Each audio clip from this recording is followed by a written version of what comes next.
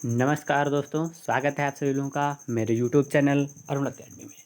आज का हमारा टॉपिक है पारिस्थितिकी यानी इकोलॉजी क्या होती है। अर्थात इकोलॉजी से आप क्या समझते हैं, इसके जैविक तथा अजैविक घटकों का वर्णन कीजिए। ठीक है, वीडियो बहुत ही इंपॉर्टेंट है, इसलिए वीडियो को अंत तक जरूर देखिएगा और आशा करता हूं दोस्तों कि आपको वीडियो ज़रूर समझ में आएगा। अगर आपको वीडियो समझ में आता है या नहीं आता है, इसकी प्रतिक्रिया ज़रूर कमेंट बॉक्स में व्यक्त कीजिएगा। तो चलिए दोस्तों स्टार्ट करते हैं। पारिस्थितिकी इकोलॉजी क्या होती है। तो इकोलॉजी शब्द का प्रतिपादन सर्वप्रथम एजी टैंथले ने किया था। बहुत ही इंपॉर्टेंट क्वेश्चन है, कई बार पूछा गया है कि इकोलॉजिस्ट जो शब्द है उसका प्रतिपादन किसने किया था। तो कौन से वैज्ञानिक थे? एक वैज्ञानिक थे सर एजी टैंथले। ये ब्रिटिश वैज्ञानिक थे, इन्होंने जो है सबसे पहले इस शब्द का प्रतिपादन किया था। ठीक है, तो चलिए दोस्तों आगे बढ़ते हैं, देखते हैं इकोलॉजी होती क्या है। तो विज्ञान की वह शाखा जिसके अंतर्गत जीवन तथा उसके परस्पर संबंधों का अध्ययन किया जाता है, उसे हम इकोलॉजी कहते हैं। अर्थात शाब्दिक अर्थों में अपने अगर हम समझना चाहें तो क्या होती है इकोलॉजी। तो जो हमारा जीवन होता है और उसका जिन वस्तुओं से संबंध होता है, जैसे एटमॉस्फेयर है, जल है, वायु है, हवा है, प्रकाश है, पेड़ पौधे हैं, इन सब से जो रिलेशन होता है हमारे जीवन का, उसे ही हम क्या कहते हैं? उसे ही हम कहते हैं इकोलॉजी। ठीक है, पारिस्थितिकी शब्द का सर्वप्रथम प्रयोग जो है रिटर ने सन 1868 ईस्वी में किया था, लेकिन इन्होंने जो शब्द दिया था वो कहा था इसे ओइकोलॉजी। ठीक है, अभी हमने पहले बात की थी कि इकोलॉजी शब्द का प्रतिपादन किसने किया था। तो इकोलॉजी शब्द का प्रयोग जो है सर्वप्रथम किसने किया था? तो एजी टैंथले ने किया था। ठीक है, और इन्होंने जो रीटर थे, इन्होंने जो है इकोलॉजी को सबसे पहले सन 1868 ईस्वी में क्या कहा था? ओइकोलॉजी कहा था। ठीक है, परंतु इकोलॉजी शब्द का उद्गम जो है वो ग्रीक भाषा के, किस भाषा से? ग्रीक भाषा के आइकॉस, कौन सा भाषा शब्द है?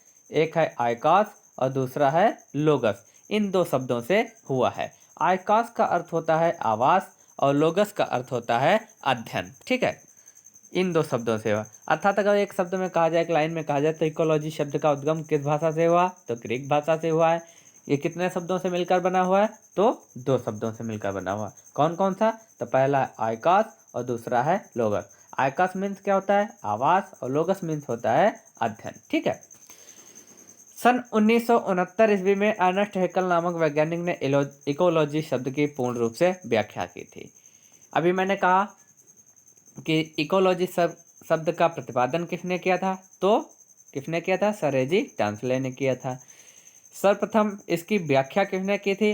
तो सन 1969 ईस्वी में अर्नेस्ट हैकेल नामक वैज्ञानिक ने की थी। ठीक है, अब देखिए परिभाषा हम देखते हैं कि परिभाषा क्या होती है। तो किसी भी जीव के संपूर्ण कार्बनिक तथा अकार्बनिक वातावरण पर आपसी संबंधों को पारिस्थितिकी कहते हैं। वही जो हमने भी कहा कि जो जीवधारी होता है उसका जिन वस्तुओं से या जिन लोगों से संबंध होता है, वो चाहे जल हो, चाहे वायु हो, चाहे वायुमंडल हो, चाहे वातावरण हो, चाहे जल हो, चाहे प्रकाश हो, इन सब से जो संबंध होता है उसी के अध्ययन को हम कहते हैं इकोलॉजी कहते हैं। ठीक है, चलिए आगे बढ़ते हैं। कुछ अन्य वैज्ञानिकों के अनुसार देख लेते हैं कि इकोलॉजी क्या होती है। तो अन्य वैज्ञानिकों के अनुसार हम देखते हैं, सबसे पहले आते हैं टेलर। तो टेलर ने क्या बताया था? हर परिभाषा, जितनी भी परिभाषाएं होंगी उनका सब कहने का अर्थ एक ही होगा, बस होता क्या है कि शब्द बदल जाते हैं। ठीक है, तो चलिए दोस्तों देखते हैं कि टेलर के अनुसार, टेलर ने क्या बताया था कि पारिस्थितिकी जो होती है वो सभी जीवों के अपने पर्यावरण के साथ विभिन्न प्रकार के संबंधों के अध्ययन का विज्ञान होता है। अभी मैंने बताया, फिर से वही बात कही जा रही है कि जो पारिस्थितिकी होती है वो सभी जीवों के साथ पर्यावरण के विभिन्न प्रकार के संबंधों के अध्ययन का विज्ञान है। ठीक है, आगे हम देखते हैं ओडम के अनुसार। तो ओडम ने क्या बताया था? ओडम ने बताया था कि प्रकृति की संरचना एवं कार्यों का अध्ययन पारिस्थितिकी कहलाता है। ठीक है, क्या? प्रकृति की संरचना एवं कार्यों का अध्ययन पारिस्थितिकी कहलाता है। ठीक है, इस प्रकार से हम कह सकते हैं क्या कह सकते हैं? तो चलिए दोस्तों देखते हैं कि जीवधारी के जैविक तथा अजैविक घटकों के संबंध को पारिस्थितिकी या पारितंत्र कहते हैं। ठीक है, अगर पूछ लिया जाए कि इकोसिस्टम क्या होता है, इकोसिस्टम यानी पारितंत्र क्या होता है, तो पारितंत्र शब्द जो है उसका प्रतिपादन एजी टांसले ने किया था और इसकी परिभाषा क्या होती है कि जीवधारी के जैविक तथा अजैविक घटकों के संबंध को पारिस्थितिकी या पारितंत्र कहते हैं। ठीक है, अब चलिए हम देखते हैं इसके घटकों के बारे में। अभी मैंने दो घटक बताए, कौन कौन से? जैविक और अजैविक घटक।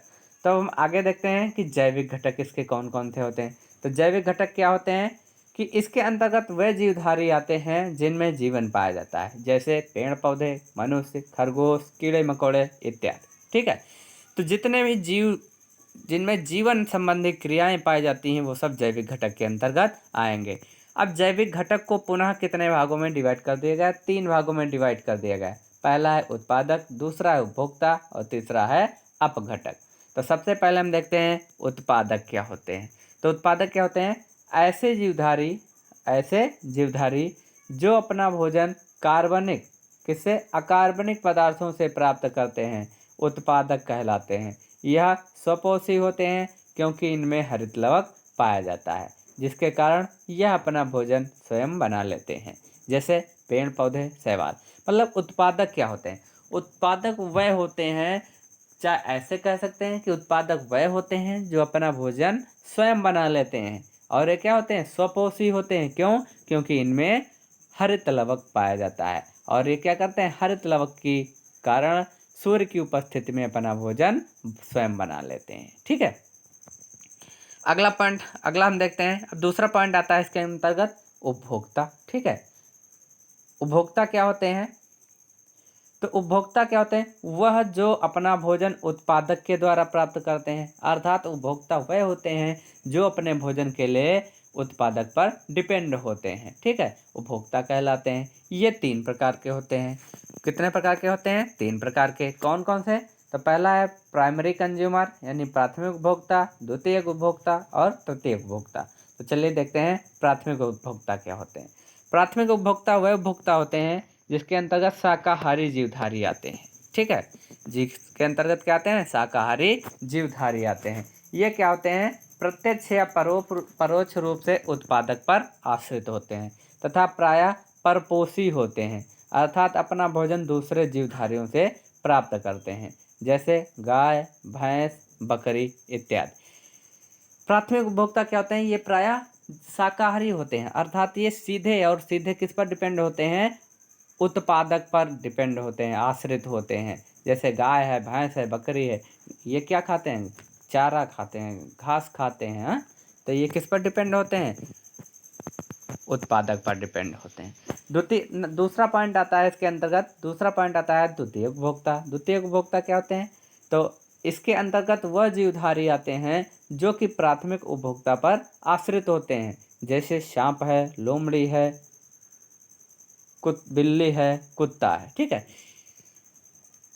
तो ये जो द्वितीयक उपभोक्ता के होते हैं ये प्राथमिक वाले पर डिपेंड होते हैं, और जो तृतीयक होते हैं वो प्राथमिक और द्वितीयक दोनों पर डिपेंड होते हैं। ठीक है, अर्थात द्वितीयक उपभोक्ता के अंतर्गत कौन से आते हैं? तो ऐसे जीवधारी आते हैं जो प्राथमिक उपभोक्ता पर आश्रित होते हैं। ठीक है, जैसे सांप है, लोमड़ी है, बिल्ली है और कुत्ता है। ठीक है, थर्ड नंबर पर हम आते हैं। तो थर्ड नंबर हमारा आता है तृतीयक उपभोक्ता का। तृतीयक उपभोक्ता क्या होते हैं?